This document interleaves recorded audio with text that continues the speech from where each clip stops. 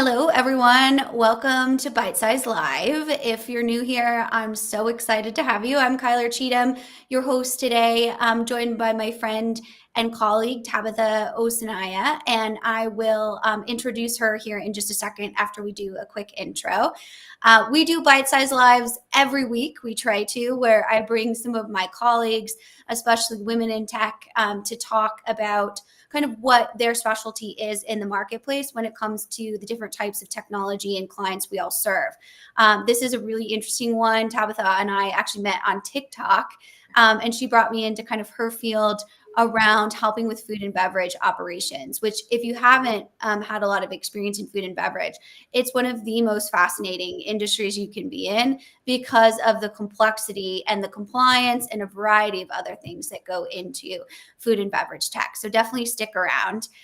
Before we get started, I just want to remind everyone the cool part about this format is our conversational flow. So wherever you're joining from, we can see your comments. If you go ahead and aggregate those on the side here, you can put them right into our live Q&A. So if you just drop what your questions are or even join the conversation with your insights that you want to share wherever you're joining from, that's a great way to kind of help the conversation be more diverse, because it doesn't matter what I say, right? It doesn't matter what Tabitha says. It matters what's best for your organization. And that exchange of ideas is really our mission here at ByteSize. So just to test that feature, you guys know I'm in technology implementation, so I got to test. If you could just drop where you're joining from today. We always have such a fun audience, and it's always great to see kind of where you're from. So with that, Tabitha, I'm so excited to welcome you here today with Saphineia and kind of talk about what you do there and your role and what the company serves, because it's actually very niche, I would say. Extremely niche. So Saphineia was really started by my boss, Craig Albert. He had been working in manufacturing and he got dropped into a manufacturer where it was kind of a hot mess. And that's kind of what we see a lot in food and beverage. As a result, he realized that there was this huge market for some help for them because a lot of these smaller or middle market manufacturers can't afford these large name consulting firms. Mm-hmm. And even when they can, a lot of times these firms are offering these like off the shelf solutions where, well, it's worked for all these other companies, it will work for you. And so they're not really custom tailoring it. And that's really the niche we went after. So we're really focused on middle market manufacturers in food and beverage because we understand that there are some very specific things that make food and beverage challenging. We also understand that food and beverage tends to be behind a lot of the other sectors of manufacturing. So we're really leaning into that. I myself work as an operational excellence practitioner. So I've done jobs in operational excellence prior to doing consulting. And now I try to help out wherever I can in the middle market just to help them really deliver what they need to deliver. And I think the thing that I really like about Saphineia and your mission is servicing that middle market of food and beverage manufacturers. You know, I'm super passionate about food just in my personal life. And I think a lot of times, what we see is these mid-market companies kind of get gobbled up by bigger companies, but there's still a huge opportunity to help these mid-market companies really thrive. And what I love about, the things that we've talked about is you really talk about kind of the plant floor. Like you're really in kind of the weeds in manufacturing.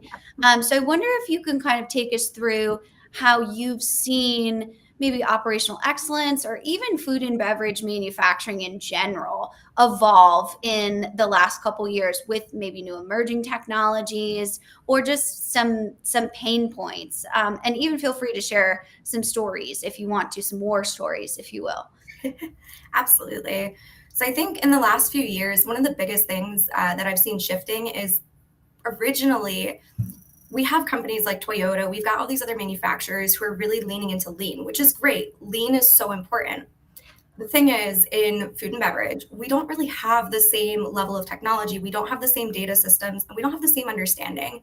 So initially what I saw is a lot of, let's just pull these tools in from Toyota and whoever else, but we never stopped to think, okay, how do we actually make this work in food and beverage? How do we make this work in our field? And so instead of just this tools first thinking, I'm seeing this huge shift into metrics obsession, which a lot of times will lead to something I call performance theater, where green is the greatest thing ever, even if we're losing money as a company. So there's that. But now I'm really seeing a lot of companies shift into this systems level thinking. So it's less about, okay, here are the tools we want to use, and it's more about why do we want to use these specific tools? What are the problems we're trying to solve? And that's something I've seen a lot with this tech-enabled transformation. So with the release of things like Red Zone and other similar software, now we have access to a lot of data that historically was really challenging for us to gather, especially because it required a lot of manual data collection. And in food and beverage, we are very labor intensive typically. So adding additional heads just to do data collection has always been quite the challenge. Absolutely. And I mean, there's so many great pieces of insight you just shared there. One I kind of want to pick up on is this metrics obsession. And a lot of times, I'm curious to hear how you feel about it. We're seeing metrics that are reported differently depending upon the department you're in, the system you're utilizing. So many times when we go in and do a system architecture review, we hear a different level of revenue from finance and a different level from manufacturing and a different, is that something that you've seen, kind of just that disparity across that reporting and maybe even a manipulation of data to tell the story you want to tell? Big time. We definitely see that all the time in food and beverage. That's so interesting. And so when it comes to looking at the pain points systematically that a lot of these specific mid-market manufacturers have compared to their bigger manufacturers, can you talk about just the difference between the two so we can kind of understand that landscape?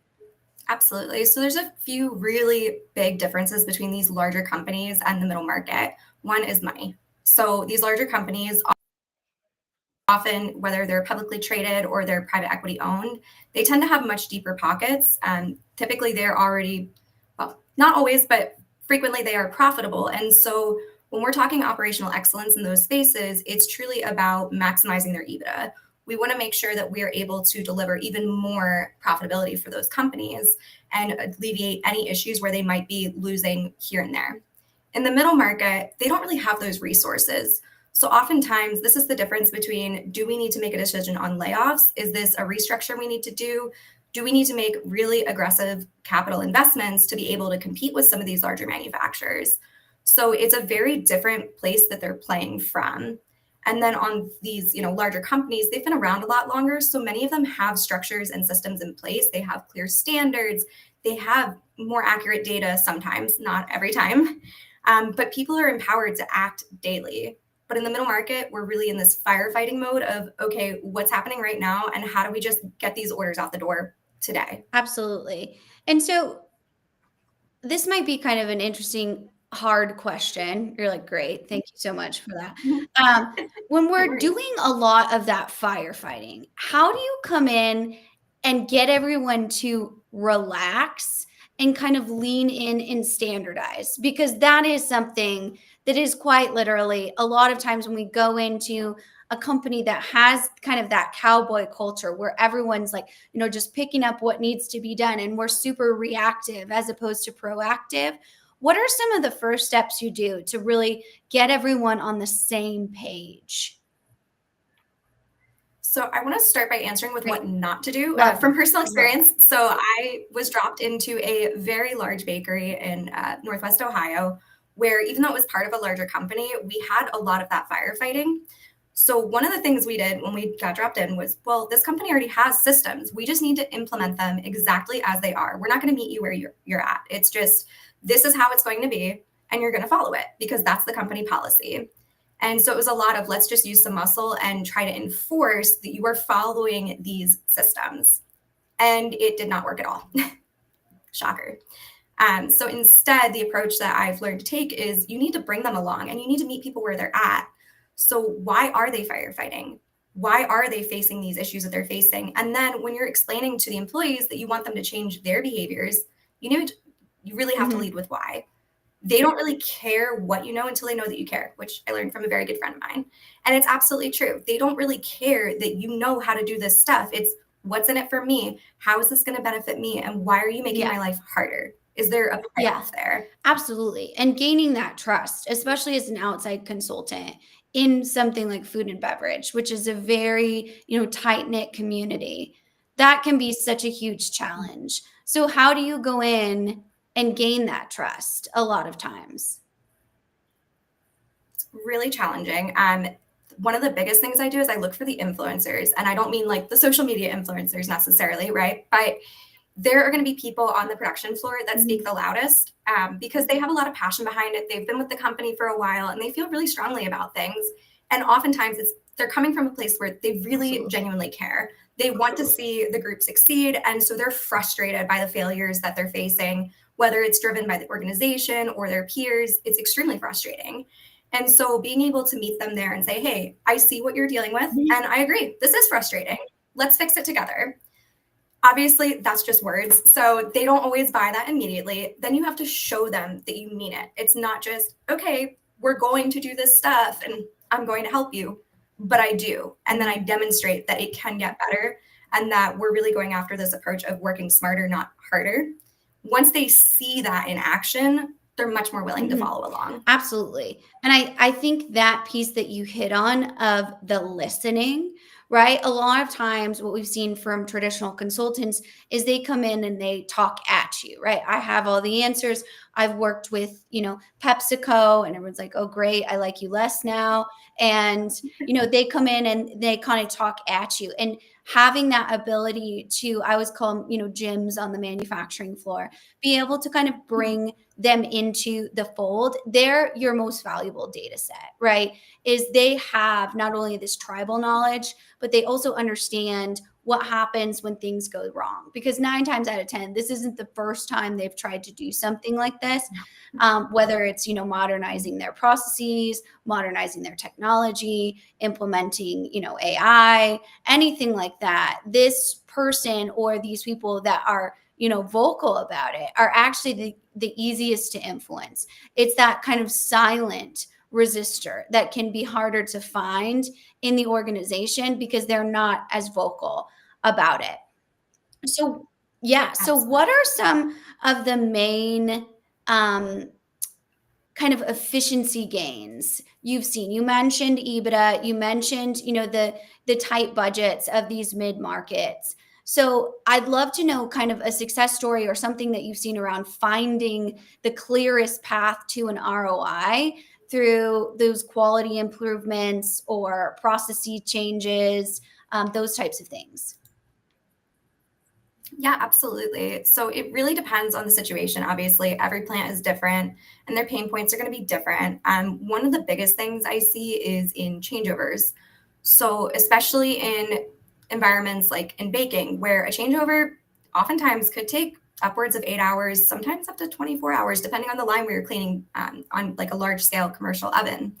And so when that happens, you can't really have these schedules where you have frequent changeovers or you're just losing a ton of production time. So making sure that scheduling is happening appropriately. But the other piece is changeover reduction work.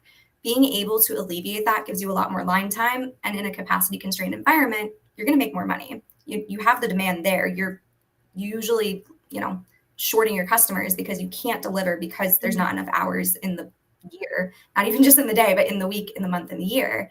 And so changeover reduction is a really good one in those capacity constrained environments. Sometimes it's the opposite where they used to have a ton of demand. They've got all these people, they're able to run all these lines, and they're only running 3/4 of their lines or fewer. Maybe they're not running every shift anymore. In those situations, we have to really be looking at their direct labor and how appropriate it is for their situation and looking at right sizing, which doesn't mean just cutting people, firing people by any means. Oftentimes, when these situations are happening, there's a lot more need for people in other roles. So a lot of the time we can actually do headcount redeployments where we're taking somebody and saying, yeah, we don't really need this direct labor in this role right now, but that doesn't mean we don't need you. We could actually utilize you over here if you're comfortable with doing this type of role instead. And so it's typically a win-win. Absolutely. And those types of changes are so critical, but they're so much easier said than done, right? Because there is this perception of fear, especially in our world, in the technical field, where, the robots steal my job mentality. So what does the leadership need to do when they are going through, these reallocations of labor resources to ensure there's not like this mass disruption on their plant floor of people, saying, oh my gosh, my job, I'm not valuable here anymore. And that's, of course, what births failure, is the fear, right, that comes from the market. So I wonder what you could tell leaders that they need to do in order to make sure that does not happen or it's minimized. Yeah, I think the biggest thing is communicate early and often. So don't wait right before a change. I went through a very large labor transition last year with the company I was working with, and I think that was something they did fairly well with some of the management team, was letting us know ahead of time, hey, this change is coming, so that we could be as supportive as possible to those that will be impacted by the change. But typically, what you see is, oh, by the way, we're going to make this massive change starting next week. It's going to impact all of your schedules. And that's terrifying. You don't have time to react. You don't have time to move things around. You don't have time to find new childcare or a different way to get to work. And so if you're able to communicate that much earlier on and then continue to communicate it often so it doesn't just kind of fall to the wayside, that makes a huge difference. Absolutely. And that is so critical. And I think the biggest thing on that is that it's not an email, right? When we talk about the different communications around that, come up with an actual communication plan that if you're not a big communicative company, find someone to help you with that. That's not a weakness, right? But in order to do this, it's not like, hey, Tabitha, you need to change, shifts tomorrow. You're super valuable. We really like you. That's not what we're looking for here. We need to be able to, communicate and have these one-on-one meetings, and especially have those feedback loops. Like, what are your thoughts on this? Yes. What do you feel like? What are you nervous about? To be able to have those pieces, and it doesn't need to be in public either. We don't need to have town halls, even though those are sometimes helpful, but we need to do one-on-ones with the employees so we really understand what that means from a change management standpoint. Exactly. It needs to feel personal, not just an email to authentic. Numbers. Absolutely needs to sound that way. So let's get to some of these really good audience questions over here. So just a reminder, you can pop wherever you're joining us from today in the comments. You can pop your questions in there, your comments, join the conversation. We're live on YouTube, Instagram, LinkedIn, all kinds of different places. If you're watching the replay, feel free to drop your comments in as well. We always go back in and check those. We'll tag Tabitha, and she'll be able to join the conversation. So let's go with this one here from Avery on LinkedIn. How do you balance the push for faster changeovers with the need for quality and food safety? Very big question here. That's a great question. So a lot of what we end up seeing with these changeovers has nothing to do with the time they're spending actually doing the cleaning. It's a lack of organization. So when you look at SMED or SUCO, so single minute exchange of die, setup changeover type reductions, you're not necessarily changing the amount of time that they should be doing the cleaning. So in an 8-hour changeover, if you're spending 4 hours cleaning, you might still be spending 4 hours cleaning. What are you doing to prepare for that changeover? What are you doing coming out of that changeover to get the line running? Can you reduce the 4 hours around that down so that, again, you're still cleaning for the same amount of time?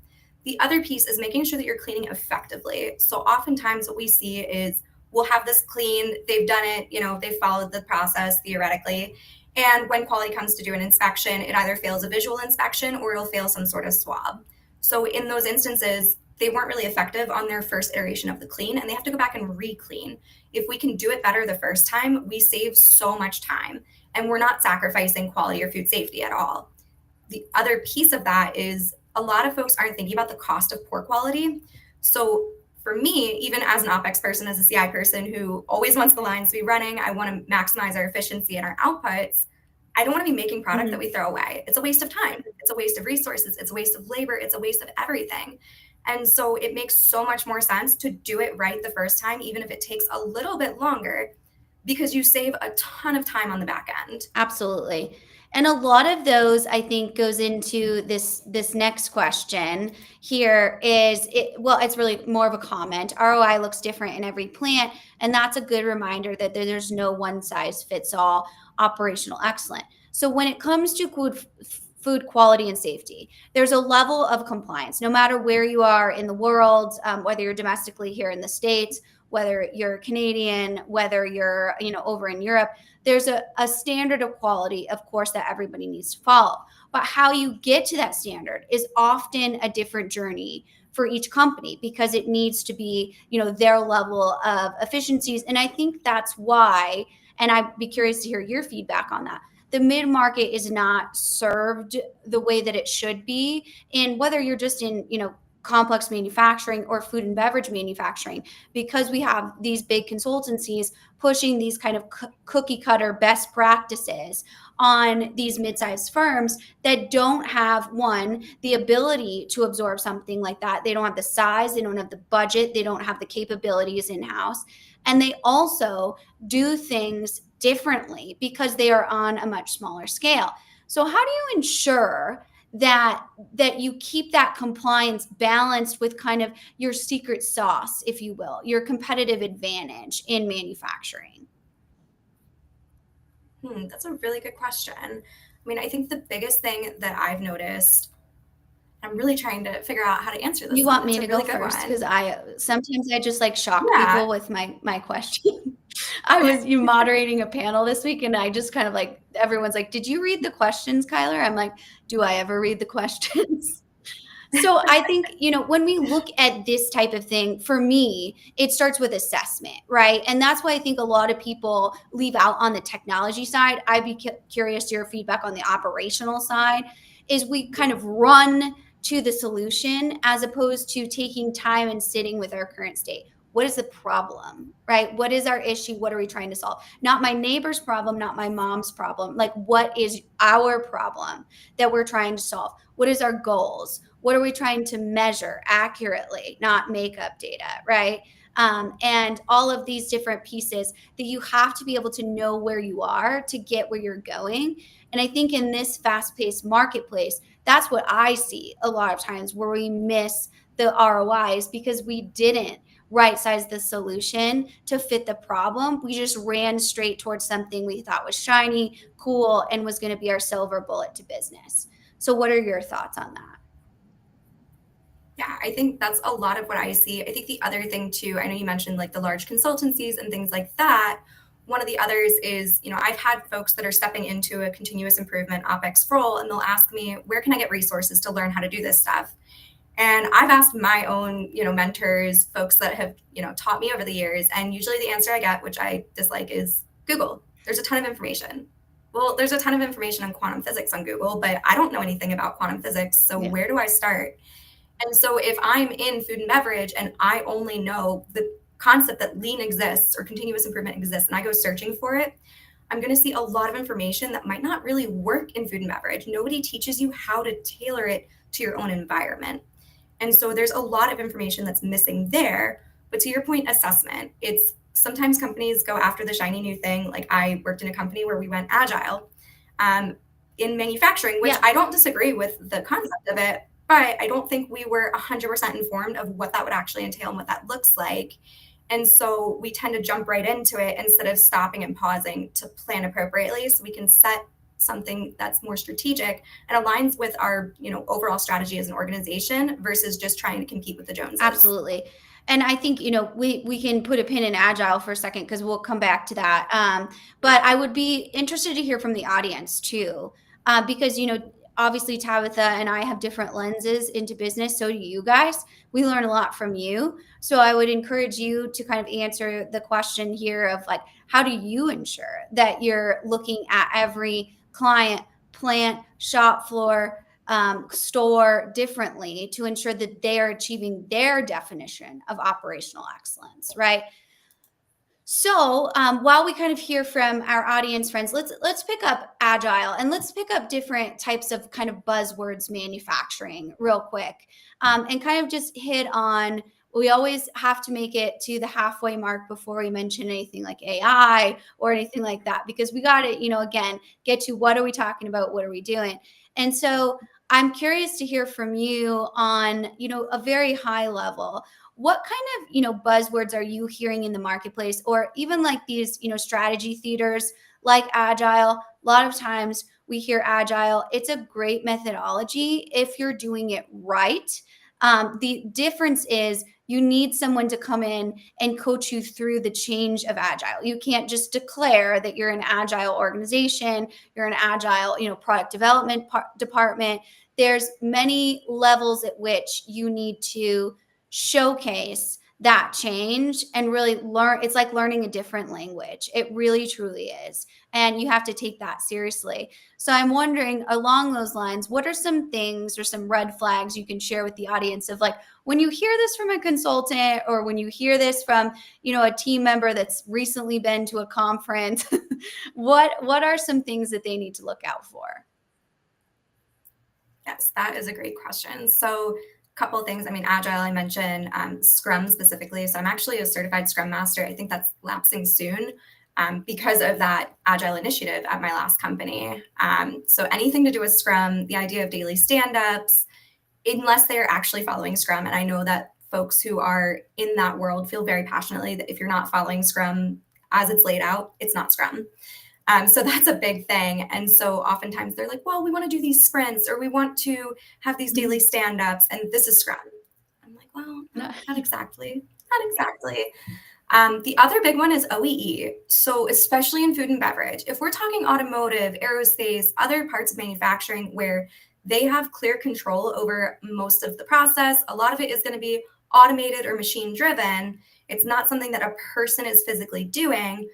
Okay, I think that is a great metric to use, but oftentimes we see it in food and beverage, and we're not necessarily measuring at the correct point on the line to say, yes, this is our real OEE. So we're kind of using this bastardized version of OEE when we really want to talk about our run efficiency or efficiency of a specific SKU during a specific time window.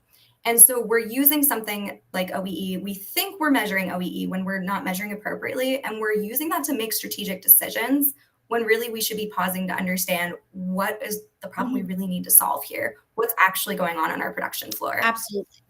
But those are Yeah, the biggest that's ones. such a good one. It is something that people can, like you mentioned in the beginning, get really obsessed with. Especially from like shareholder pressure. I see that a lot with these like mid-sized organizations. It's, not the huge board of directors, publicly traded companies like we see with a lot of, Fortune 100s or it's something like that. It's a board that's putting pressure on the operational timeline or the systems there that are present right now to say, hey, you need to be getting to that next level. And a lot of times the operational managers, the gyms, right, are saying like, good luck with that, man, because that is not possible in any way, shape, or form. And it's like a sprint before we run. So yeah.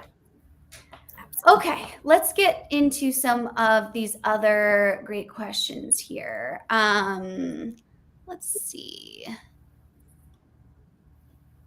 Let's do this one. I love the leadership questions. How do you coach leaders to avoid turning lean into a checklist instead, and instead adapt it to the realities of food production? So a little bit of lean in here, a little bit of, what are we actually dealing with in reality? So curious to hear your feedback on this, Tabitha.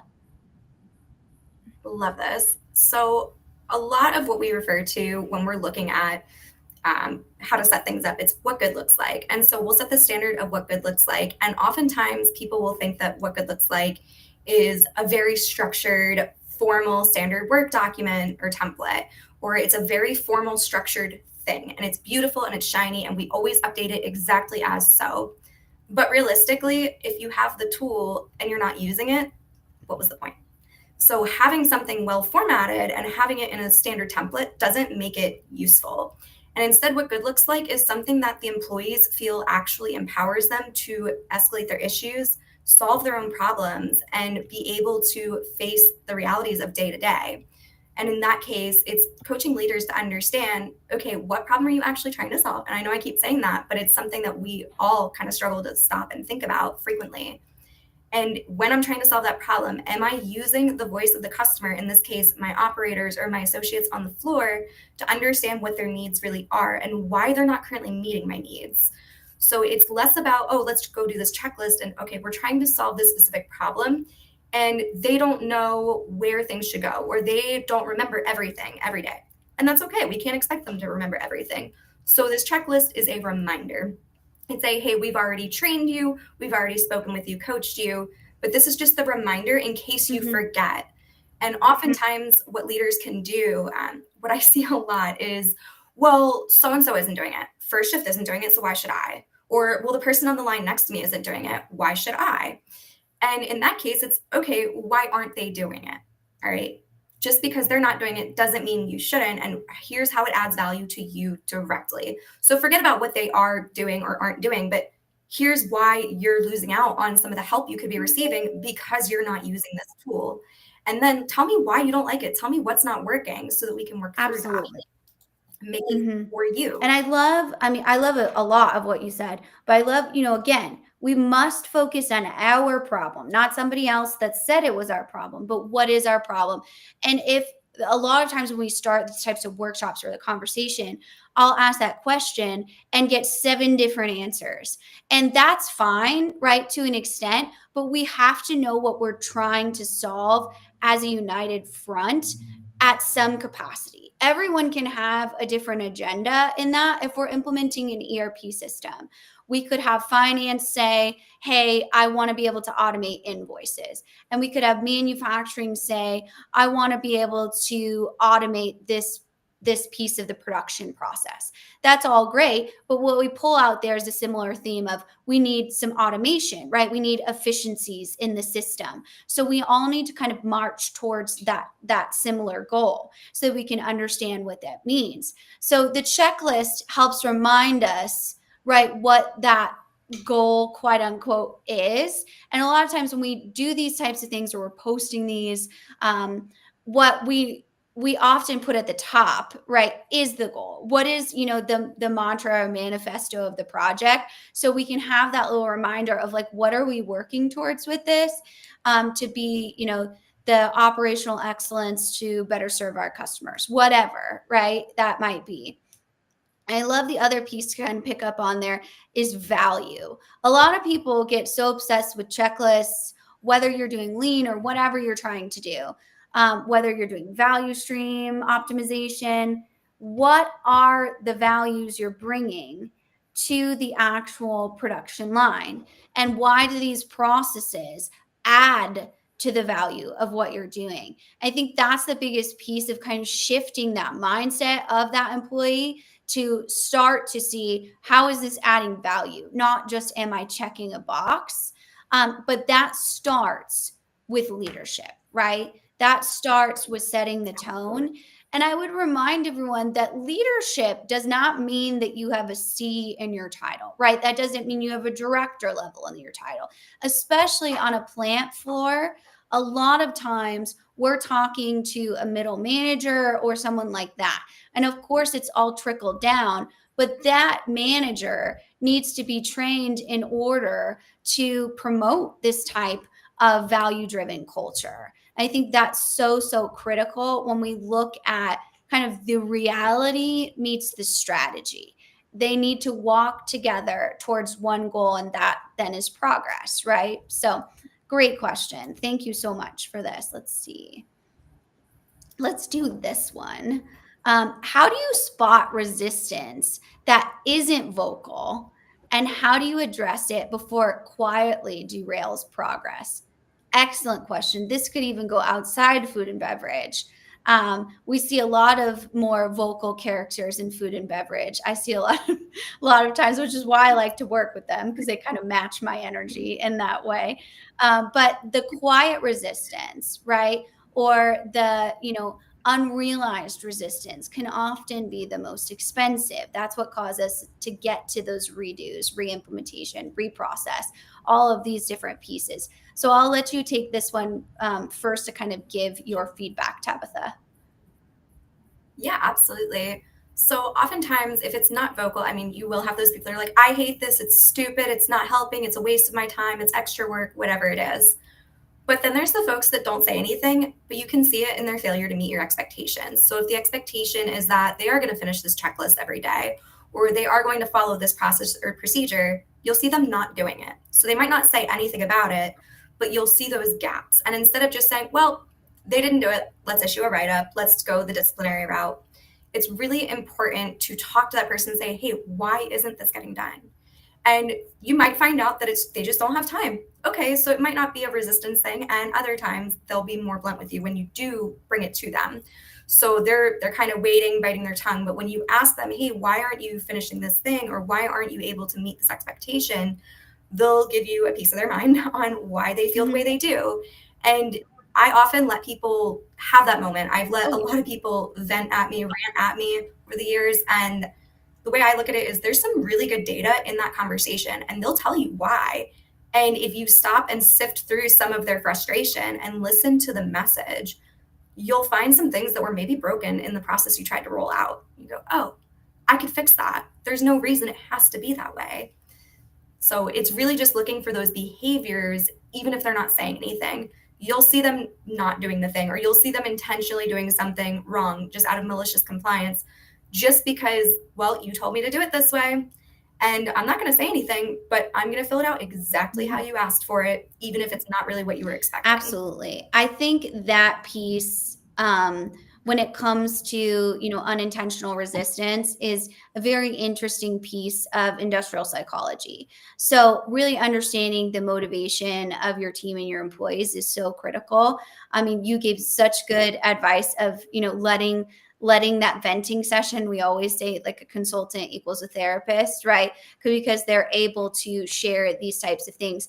The other thing I would just add to that is offering a variety of different feedback loops. When you assess the organization, there needs to be an area in which you're interviewing all of the end users and really focusing on their experience, while making sure that you give them a constant area to submit feedback, whether that be a form they fill out or a tip line they can call and vent out their frustrations to. And a lot of times that gives you the ability to address it in the moment. I think the other area that I always laugh about, because when we do an organizational assessment, 9 times out of 10, the executive team is absolutely shocked that one area of the organization is not ready for new technology or new processes or, whatever we're doing. And they had no idea. So the other piece of this is, if you are on the leadership team, just recognize and own that leadership bubble. You have no idea what's going on the front lines, nor honestly really should you, right? Your job is to see the high level strategy of the organization and support them through service and executing it. You don't need to be in the weeds and the details and the shop floor drama, right? That's not where you belong. But you do need to be able to give those people an outlet and really assess how they're doing. The other piece I'll just add to this is, especially in a new technology or process implementation, this is not a one-stop shop destination, right? This needs to be continued to be assessed throughout the overall process for years to come. It's not something you do one time and you be like, oh, Jim's good with it, he's all set, right? You need to go out and be able to assess that very regularly. I say quarterly. Some people think that's too much and that's a lot of work. It is a lot of work to make sure that you're capturing this area of resistance before you have employees that are just completely disengaged and have no interest in the value chain as well. So I think that piece of it is so critical in understanding this. Is there any like areas that you see specifically in food and beverage that people like absolutely hate? Or that there's an area, I think, like in metals manufacturing, we do a lot of metals work.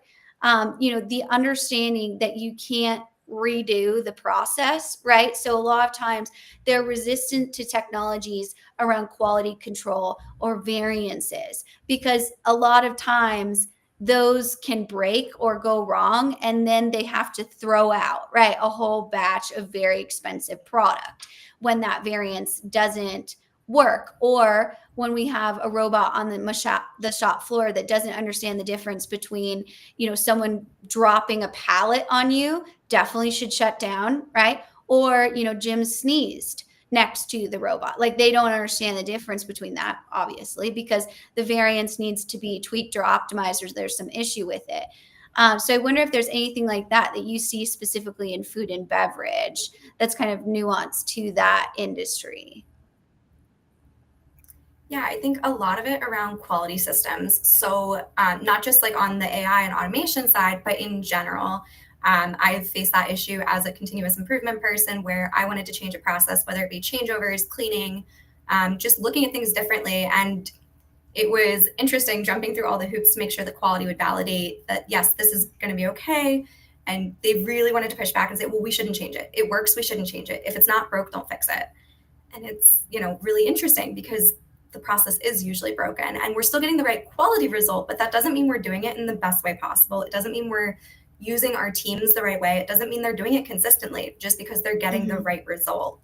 And so working with them to understand, hey, we're not trying to diminish quality. We're not trying to deprioritize it. We're just trying to make sure that we're able to meet these other targets while also putting quality first. It's not a or, it's an and. We can have it efficiently and have our quality too. We can have our cake and eat it too in this regard, but they don't necessarily believe it until they see it, just because of a history of people coming in and saying, well, I just want to change this, and we'll deal with the quality piece later. Or the data later. What's data, right? Like, no problem. Yeah, absolutely. I love that you say because a lot of people, they think about, emerging technologies, whether it's machine learning, RPA, AI, and they think about like, robots bringing us our coffee. And really the cool stuff, the magic that happens is around quality management. And people are like, that's so boring. I'm like, but it's so cool, right?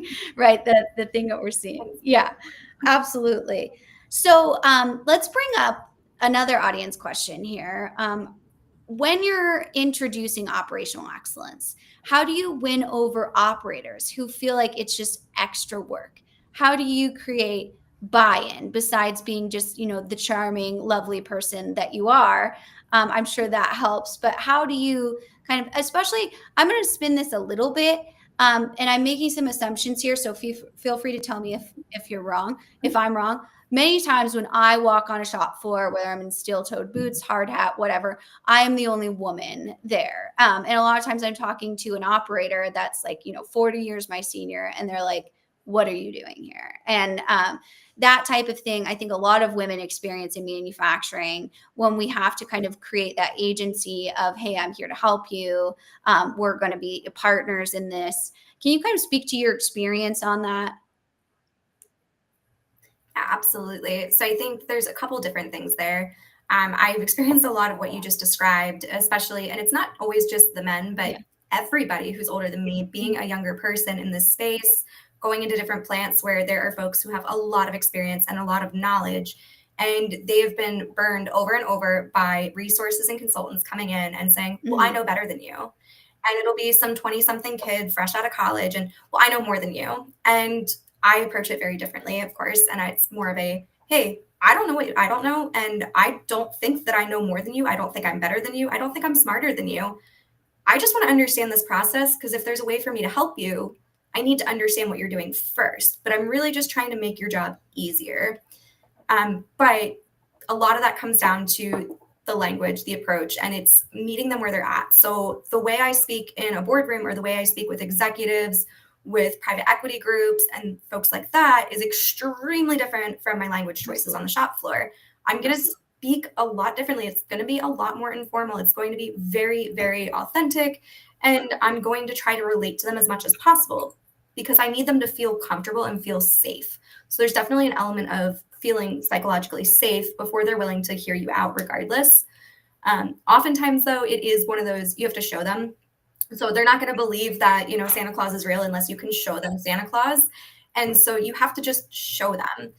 The other piece, and this is especially being a woman in this field, is show them that you're willing to put in the hard work. And so what they see is you'll have somebody who went the college route, not saying I didn't, but they get into this environment and they think, well, I have college degrees, so I am able to bypass a lot of this stuff. I don't have to do the hard work. I don't have to pay my dues. I don't have to, go through the gauntlet like everybody else.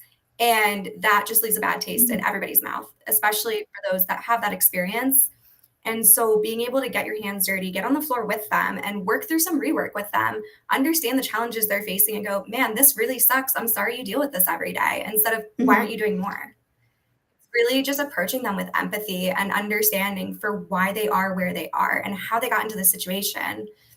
And I think that makes the biggest difference. Absolutely. I think that is such great advice. So thank you for sharing that with us, and, just being able to listen, right? Many times, instead of starting with well, what do you do here? It's a show me your process. And many times they're like, oh, wait, you want to go see it? And it's like, yeah, what else would I be here for? I want to help you through this, not from a standpoint of, I know more than you, but a standpoint of, I'm part of this project. So I want to bring your feedback into what you're experiencing now, and show you a lot of times that we can create change from that. I think a lot of that has to do with follow-up too, in creating those relationships of being like, hey, thank you for, talking to me yesterday. Here's what I shared in my report. So they can kind of see that you actually did hear them and listen to them.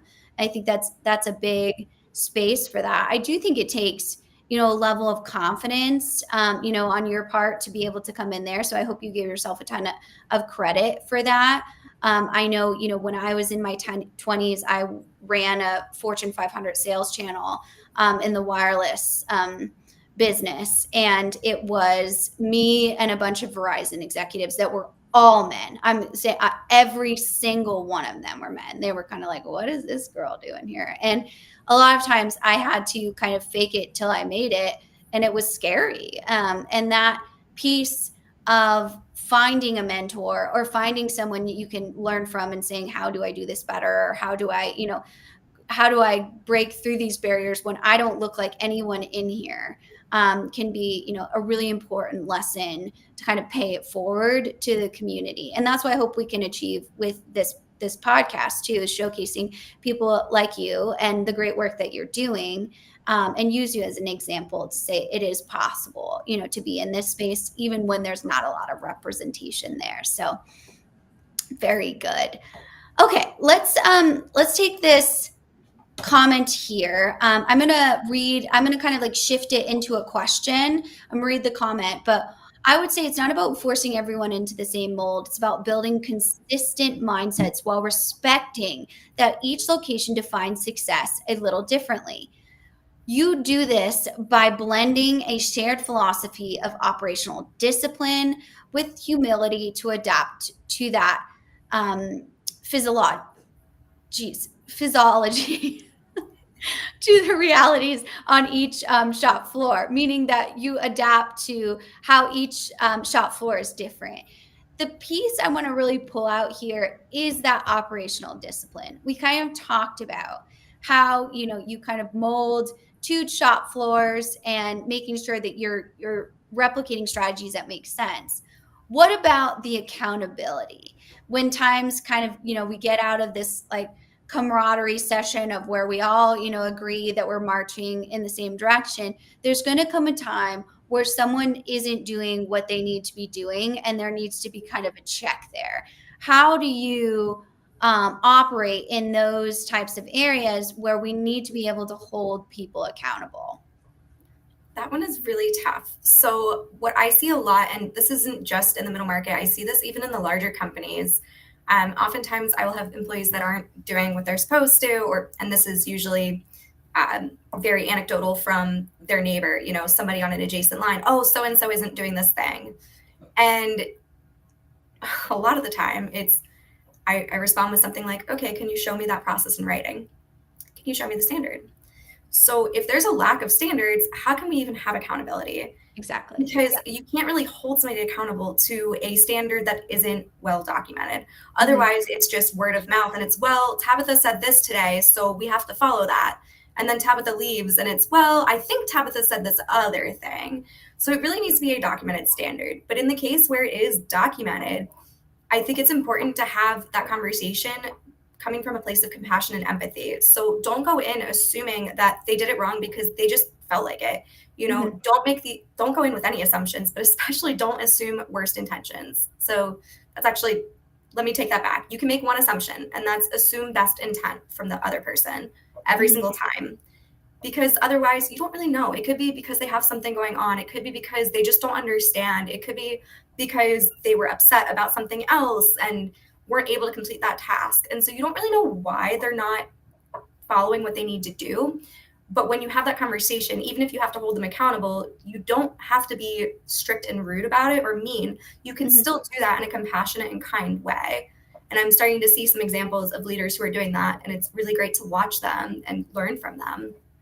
Yes, absolutely. I think the next generation of leadership really does understand the importance of empathy and being able to lead with that compassion. That service based leadership is really important in understanding, but also in creating that shared accountability, right? Where people want to, from a motivational standpoint, because they feel like their leadership has their best interests at heart. And I think what you just described there is a perfect example of what can happen when you lead through doing, right? When you lead through listening.